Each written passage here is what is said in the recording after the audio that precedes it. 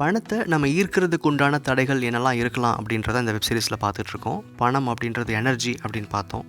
அடுத்தது பணத்தை ஈர்க்கிறதுக்கு நம்ம சுற்றி இருக்கிறவங்களுடைய நல்ல எனர்ஜியும் ரொம்ப ரொம்ப அவசியம். ஸோ பணத்தை பற்றி தவறாக பேசுகிறவங்க நம்மளை சுற்றி இருக்கக்கூடாதுன்னு சொல்லியிருந்தேன். 3வது காரணம் என்ன அப்படின்றது தான் இந்த வீடியோ. இப்போது நீங்கள் ஒரு இடத்துல வேலை செஞ்சுக்கிட்டு இருக்கீங்க.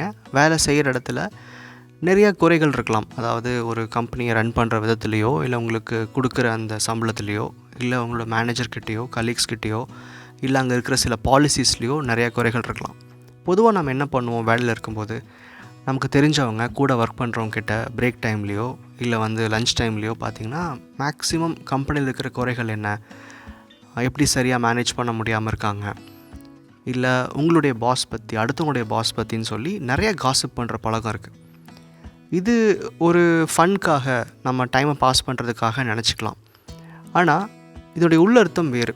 இதே மாதிரி தான் நீங்கள் ஒரு பிஸ்னஸ் பண்ணுறீங்க அப்படின்னா அந்த பிஸ்னஸில் இருக்கிற குறைகளை பற்றி அதிகம் உங்கள் ஃப்ரெண்ட்ஸ் கிட்ட ஷேர் பண்ணுறது, இல்லை பிஸ்னஸ் சுச்சுவேஷன் சரியில்லை அப்படின்னு உங்கள் ஃபேமிலி கிட்ட ஷேர் பண்ணுறது, இல்லை பிஸ்னஸில் நடக்கிற ஒரு சில குறைகள், இல்லை தப்பான சில கஸ்டமர்ஸ் பற்றி பேசுகிறது, பிடிக்காத சில விஷயங்கள் பற்றி பேசுகிறதுன்னு நீங்கள் எந்த தொழில் இருந்தாலும் சரி, எந்த வேலையில் இருந்தாலும் சரி, அந்த இடத்த பற்றி தவறாக பேசும்போது உங்களுக்கு வர வேண்டிய பணம் அப்படின்றது கொஞ்சம் கொஞ்சமாக கம்மியாக ஆரம்பிக்கும்.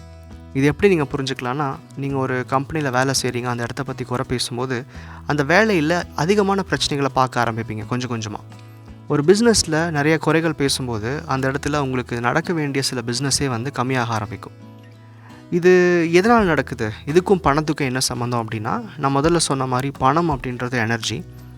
அப்போது அந்த எனர்ஜியை ரிசீவ் பண்ணக்கூடிய இடத்துல போய் உட்காந்துட்டு, அதாவது ஒரு கம்பெனியில் உட்காந்துட்டு இல்லை அந்த இடத்துல இருக்கிறவங்க கூட சேர்ந்துட்டு நீங்கள் அந்த சோர்ஸ் ஆஃப் எனர்ஜியை பற்றி தப்பாக பேசும்போது அந்த எனர்ஜி கொஞ்சம் கொஞ்சமாக கம்மியாகிறதுக்கான வாய்ப்புகள் அதிகம் இருக்குது.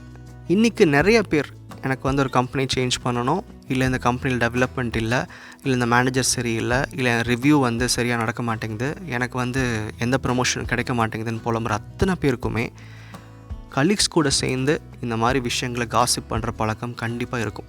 ஃபஸ்ட்டு ரீசன் இதுவாக மட்டும்தான் இருக்க முடியும்.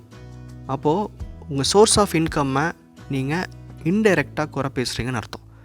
ஸோ பணம் வரக்கூடிய சோர்ஸை நீங்கள் தப்பாக பேசும்போது உங்கள் எனர்ஜி கெட்டு போகிறதுக்கான வாய்ப்புகள் நிறையா இருக்குது.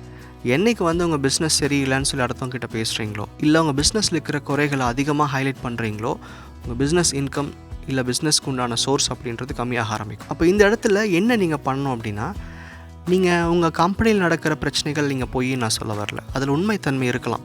உங்களுக்கு கிடைக்கிற சேலரி கம்மியாக இருக்கலாம், இல்லை உங்கள் மேனேஜர் உண்மையிலேயே உங்களுக்கு ஒரு சப்போர்ட்டிவாக இல்லாமல் இருக்கலாம். ஆனால் நான் இங்கே சொல்ல வர்றது, இருக்கிற பிரச்சனைகளை பற்றி நீங்கள் அதிகம் பேசும்போது அதை இன்னும் அதிகமாக உருவாக்குறீங்கன்னு புரிஞ்சுக்கணும். உங்களுடைய ஒவ்வொரு வார்த்தைகளும் இங்கே வைப்ரேஷன் தான். நீங்கள் சொல்கிற ஒவ்வொரு விஷயங்களும் உங்கள் வாழ்க்கையில் அப்படியே நடக்கிறதுக்காக காத்துட்ருக்கு.